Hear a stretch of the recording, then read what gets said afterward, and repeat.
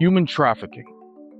For many of us, those words bring to mind something that is happening somewhere else, another country, another city, someone else's community. But human trafficking can exist much closer than we realize.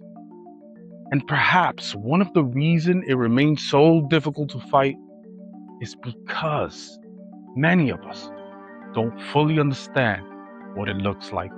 Today, on the Dr. Julio C. Caba Empowering Humans Podcast, we're going beyond the headlines. We're going to talk about the trauma, the exploitation, survival, healing, and what happens when other people, warriors, decide they will no longer be willing to look away. My guest is Dr. Kalyani Gopal, a psychologist who has spent decades working with trauma and survivors. This is Hidden in Plain Sight. Repeat after me. I am powerful. Hi, I'm Dr. Kalyani Gopal. I'm a clinical psychologist and a forensic psychologist. And I specialize in neuropsychology, which was my doctoral degree. And I work in the field of mental health and mental illness. And I've been doing this for the past 35 years. Graduated from the Alliance University in California, but began my doctoral studies in Vanderbilt University in Tennessee. Segued into child sexual abuse actually after my first case came in Vanderbilt when I was a doctoral student. And from there, I guess the rest is history. And I've been working in the field of child sexual abuse and adult sexual abuse, rape, etc. since then. Credentials can tell us what someone knows, but they don't always tell us why they know. And when I asked Dr. Gopal what led her into this work, her answer wasn't academic. It was personal. Beautiful, the work that you're doing. I mean, it's needed, it's important. And now we're seeing in society it's more important than ever, right? We're understanding how big this problem is. It's finally catching the eyes of everyone. So it's funny, I get to meet you. I am, I don't know if you call it victim, or I was sexually abused. Very open about it. So yeah, it's amazing what you're doing. Thank you for what you're doing. So why that category? Why so much passion in that category? You know, it's because I think I had an older sister. She passed away. But my older sister was sexually abused as a child, and she protected me. So we grew up with a lot of nannies, a lot of babysitters, because we grew up in the army. And in the army, you had cooks, you had everybody else in the house, and my parents would go for, the army parties and so forth, little knowing that we were in any kind of danger. They didn't think about those things in those days. And so my sister was abused, and she grew up with a lot of issues, a lot of issues. And I grew up with her, trying to protect her my whole life. I was 2 years younger than her. I was just an infant at that time, and she was, a year old or 2 years old, and she was about 5. So she grew up with a lot of trauma. Because she didn't tell my parents either. And I was too young, and she, I was with my own babysitter. She was with hers. We had 2 separate ones. And I was protected, but she was not. And so yeah, that's the reason I think why I'm already geared towards taking care of those who were sexually abused as children. At the same time, I think children also talk to me. So my first case in Vanderbilt, I had a 7-year-old who sat on my lap. I was doing my practicum training in Vanderbilt at a school, a special education school.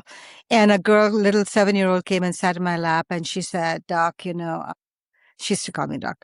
So I wasn't even a doctor at that time. Doc, my dad's touching me. And I didn't know how to react because, I had my sister, her history, but I didn't connect that with what was happening here. And I didn't know how to react at that time. And so I went right to my supervisor, because I can't imagine your father touching anybody else. Yes, but dad, no. Yeah, that's almost like unheard of. In my brain, at least, it was unheard of. And so I was in complete shock. And so I went and told my supervisor. We had this child advocacy interview that she had. And a sad story because the dad ended up shooting himself after admitting what he had done. He Oh, said, I'm sorry. I'm sorry I did this to you. I'm a bad person. I'm evil. I should never have done this to you.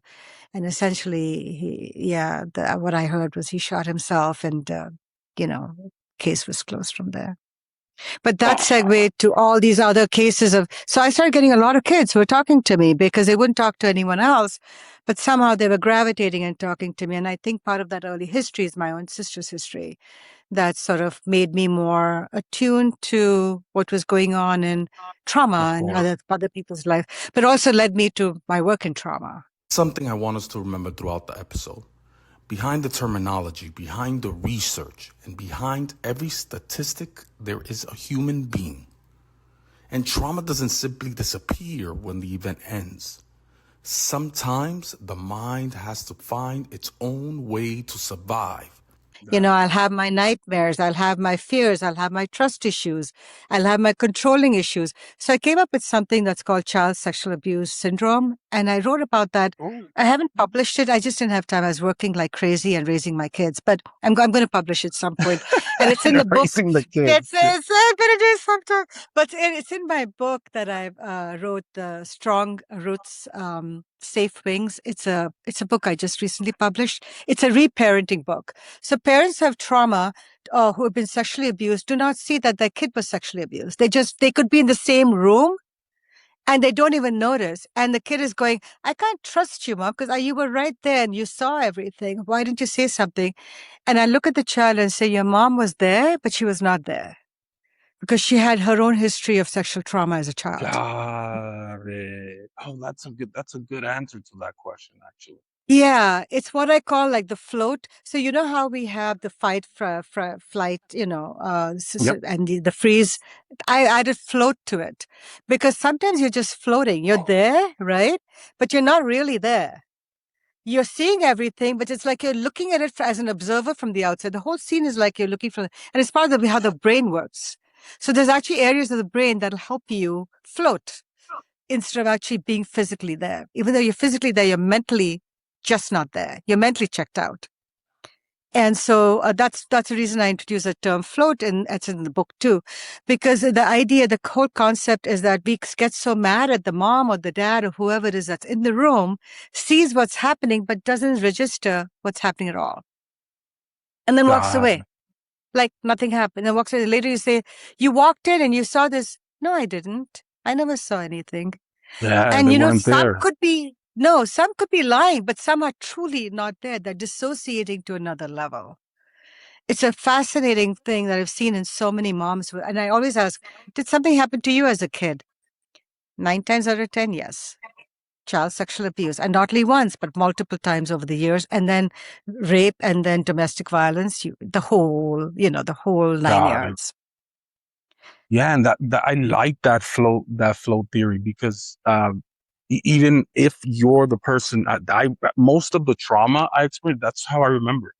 I remember it looking at it from the outside, and Right. so that's great. I like that you're saying that. I guess it's to protect your brain. Is that what it is? It's to protect It's yourself. to protect you, protect yourself. Otherwise, you're going to be devastated, right? You're going to be crying. You're going to be screaming. You're going to be yelling. You're going to be doing all sorts of things that are not healthy and not safe for you. So that's how your brain just encapsulates everything and just keeps it there. Understanding trauma matters because if we only look at someone's behavior without understanding what happened to them, we may be completely misunderstanding the person standing right in front of us. But there's another misunderstanding we need to address. When most people hear the words human trafficking, they immediately think about sex trafficking. And yeah, that's part of it, but that's not even the full story. You do human trafficking work as well, right? Which I know is can you explain what human trafficking is compared to sex trafficking?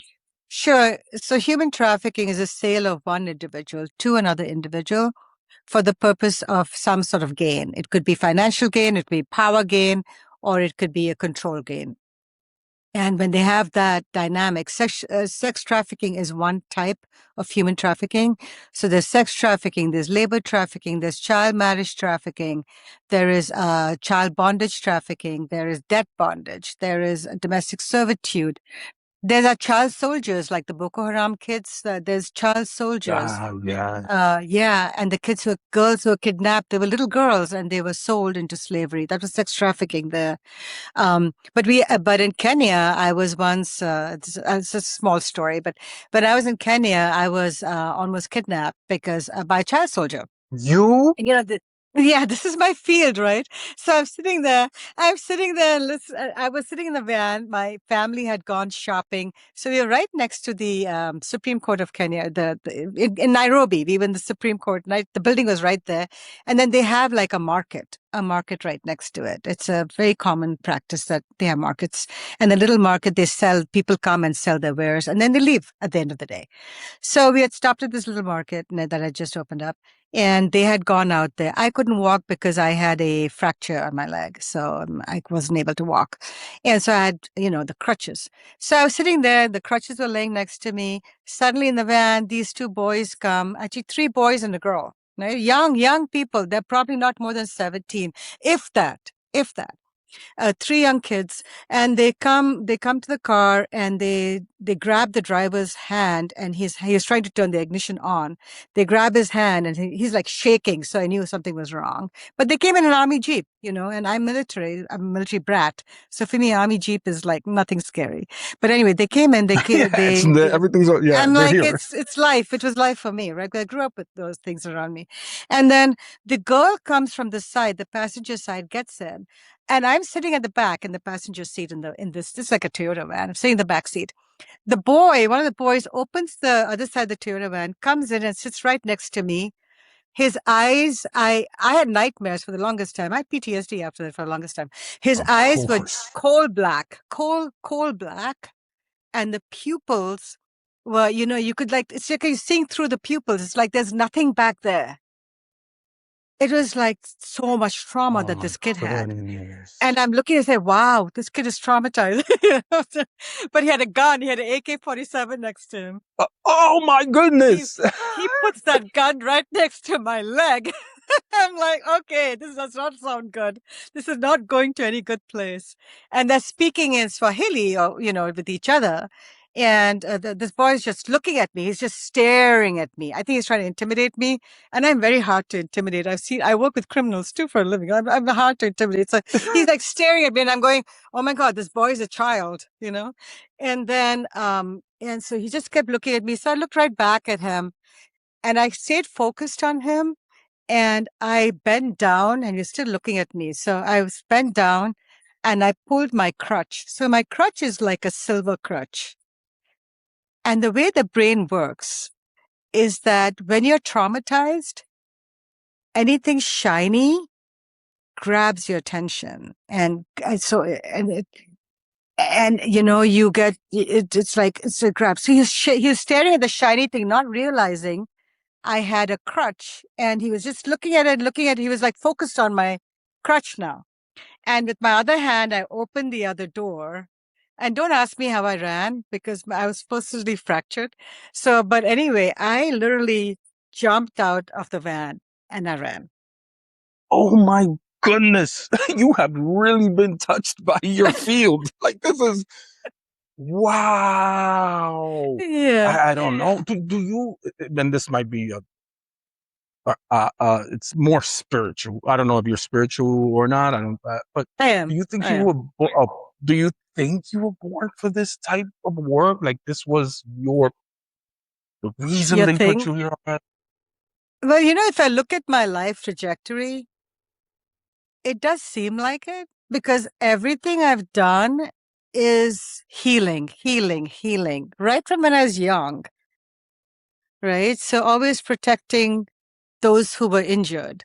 You see, when we broaden the definition, we begin to understand the scale of the problem. Trafficking isn't one story. It could take different forms, happen in different environments, and affect different people whose circumstances may look completely different. And for Dr. Gopal, This isn't something she discovered recently. Now, her connection to this work goes back decades. Human trafficking, I guess I started working in the field when I was like maybe 18, 19. I didn't know I was working in the field. I didn't know. I didn't know at that time. We never called it human trafficking. What was it before? We What did just, they see it? these were girls who were like incarcerated and they were disappearing during the night or the day. And I was collecting data on self-concept with incarcerated girls. So they were my age. I was their age. It was like 17, 18-year-olds, you know? And you were the so wait, they were going missing? They were just They were, gone? yeah, because it was the capital and they were, it happens in every capital city. Washington, D.C. has what we call a kiddie track. Well, no, what is that? So there's a kiddie track is where little girls are being trafficked. In So we have Washington? it everywhere. Every capital has it, by the way. You see, There's that's the thing that amazes me, that there's a lot of information that we don't all know. I don't know how are these things so hidden right in our plain faces. sight. That's what we call it. Human trafficking is hidden in plain sight. It is, and it drives me crazy when I hear these stories like what you just mentioned. Because how can we not see it? How is it so hidden? How are there so many evil people that can do this, and no one is in a room of people that are in this industry doing this bad thing? How is there not one person that goes, no, I have to do something about this? Like what? How do you? There are, the sad thing is that there are many people who are really great and do great work in the field. The problem is the criminals are at least 10 steps ahead of us. My God, it's horrible. And if one girl is gone, they'll get another, and then another, and then another.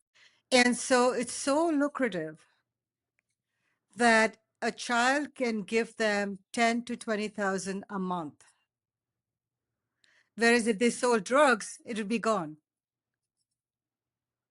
So the cartels have gotten very involved with this. Second largest criminal industry. Jeez, I mean, it's a shame. It's It such is. a shame, because It really is. how do you? I don't know. How do you come back? Being sexually abused is horrible, right? That's one thing. But how do you come back from being trafficked? How do you? How do you come back and see the world and society as something that you can operate in normally? That changes you. Absolutely changes you. And I've seen these women, especially in rural areas, right? Cities, we know. City, the girls are a little bit wiser.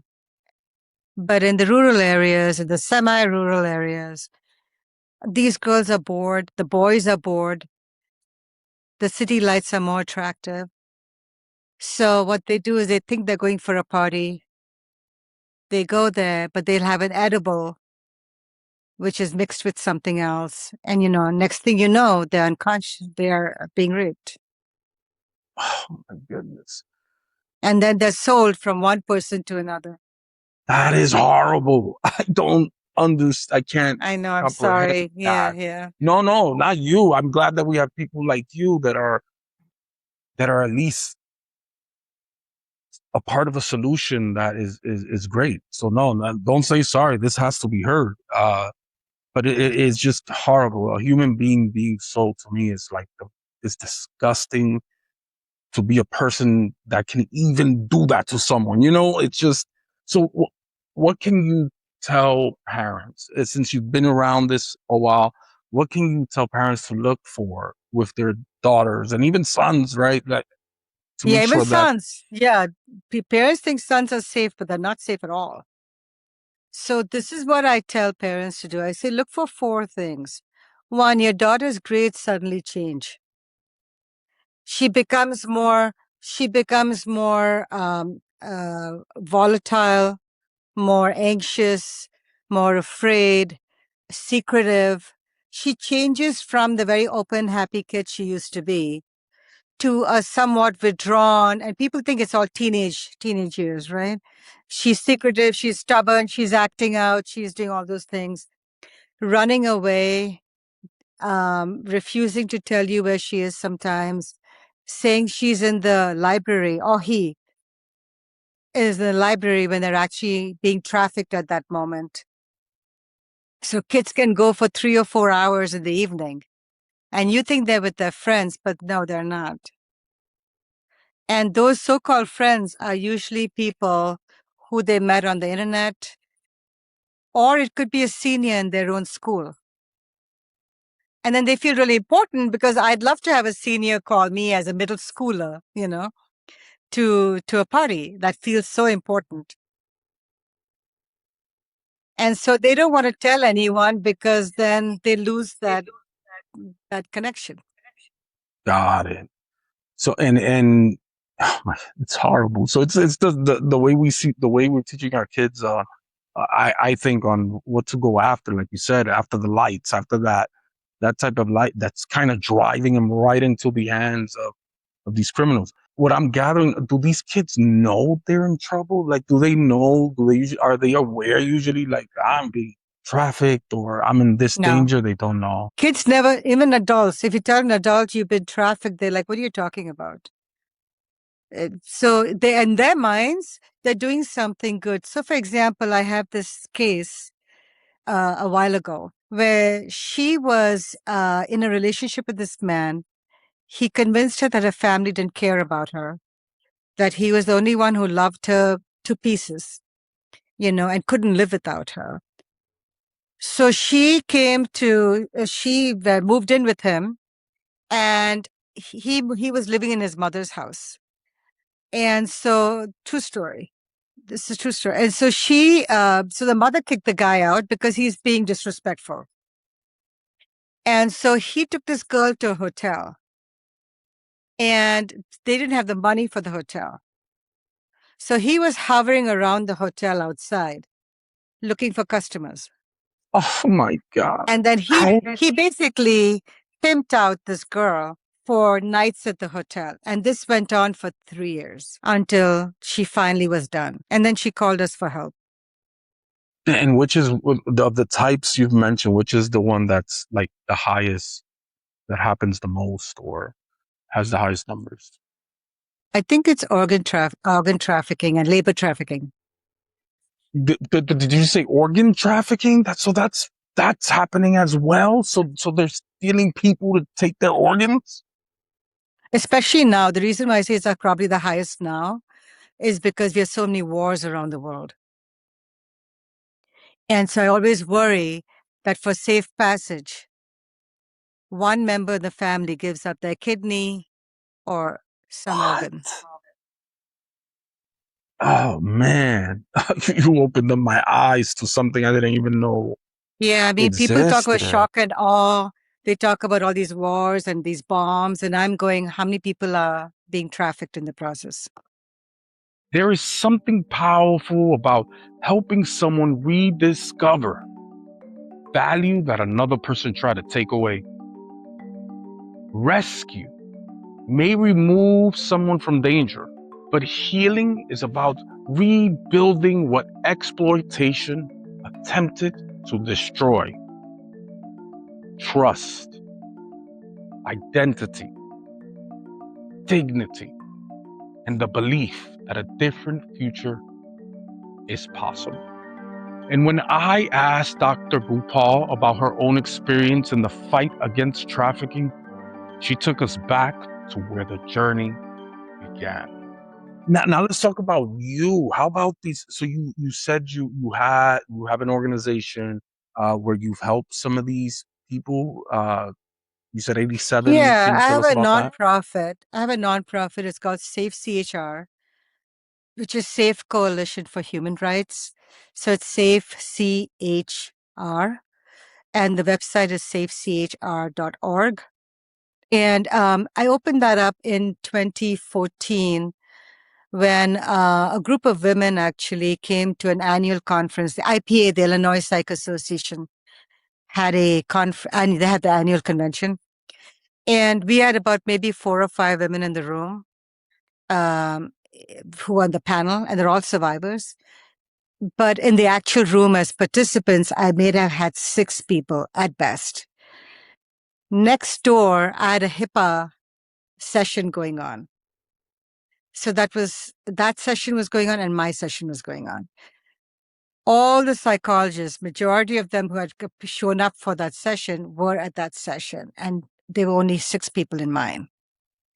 The women felt so victimized. It's like secondary victimization, right? You haven't been heard the first time. You're not being heard the second time. Like, what is your value? What is your worth? So they were in tears because they'd dressed up, they'd bought outfits. They wanted to look good. They're going to see a bunch of doctors. So I took them for lunch. And then I promised them, I said, next year the whole world will hear you. And you have to keep that promise. So I went to a bunch of nonprofits in Chicago that work in the field of trafficking.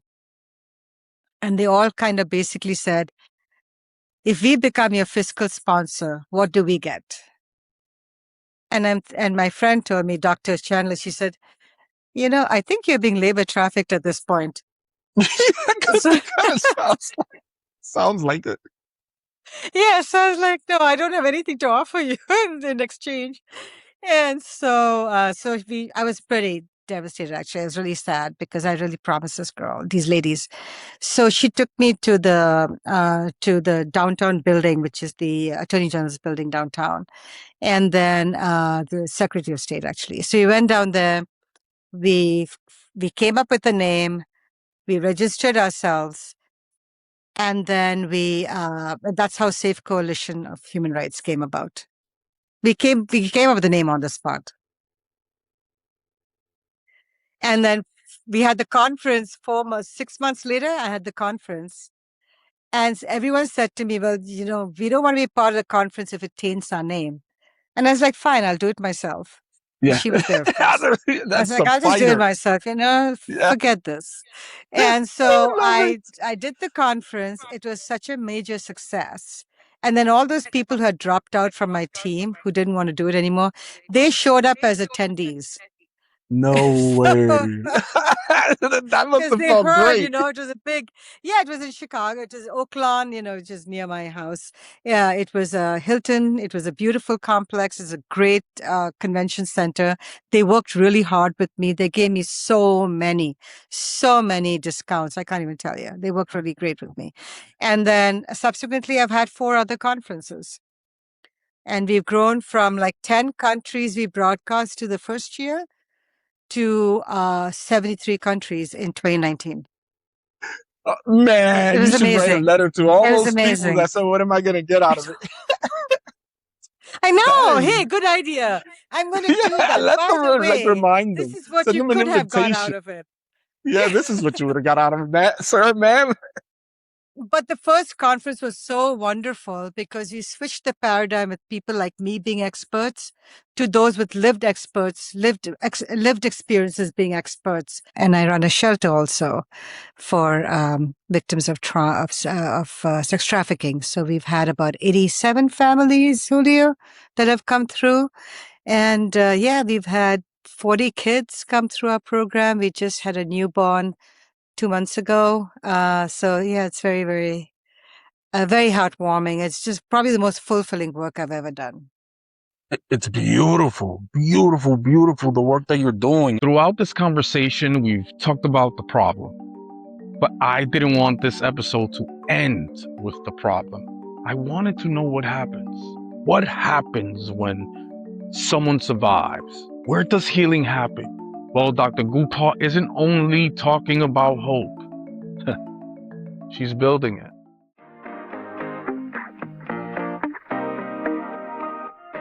So we have a project where right now we have just 6 beds in a small house, but we're upscaling to a 40-bed facility. I have bought the entire property with my sister's money after she passed. She left some money.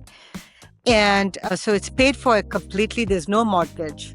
But we have to raise $750,000 for the rehab process. And so we are doing a fundraising campaign at this point. It's for women. It's for moms and kids. Yeah, women or even single women who are trafficked. Yeah. And how would they donate? So if they can go to the website, it's safechr.org, and there's a donate button on it. They can click on it and donate. If they're not comfortable and they want to mail a check instead, then they can mail it to my office. And that's 9335 Calumet Avenue, Suite D in Munster, MUNSDR, Munster, Indiana, 46321. And they can write to SafeCHR. Wow. Amazing. You see, another, you just have so many things you're doing. Thank you for that. And that's where awareness becomes valuable. Not because watching one podcast suddenly solves human trafficking, but because education changes what we notice. It changes the conversation we have with our children. It changes the question we ask. And sometimes changing what one person notices can change the direction of another person's life. But prevention is only one side of the story. There are also people who have already survived, and survivors need somewhere to go. Throughout the conversation, we learned that trafficking steals more than freedom. It can steal childhood. It can steal trust. It can steal identity, and sometimes a person's belief in their own value. But trauma does not have to write the final chapter. That's why the work after rescue matters. A bed matters. A safe room matters. A counselor matters. A community that refuses to give up on another human being matters. Dr. Gopal and the SAFECHR are working to turn 6 beds into 40. And for the people who will one day sleep there, in those beds, that building represents something so much greater than just walls. It represents another chance. Learn more about the work of SAFECHR and the ways you can support the mission. I'm Dr. Julio C. Caba, and this has been the Dr. Julio C. Caba Empowering Humans Podcast. Thank you for watching. Repeat after me. I am powerful. I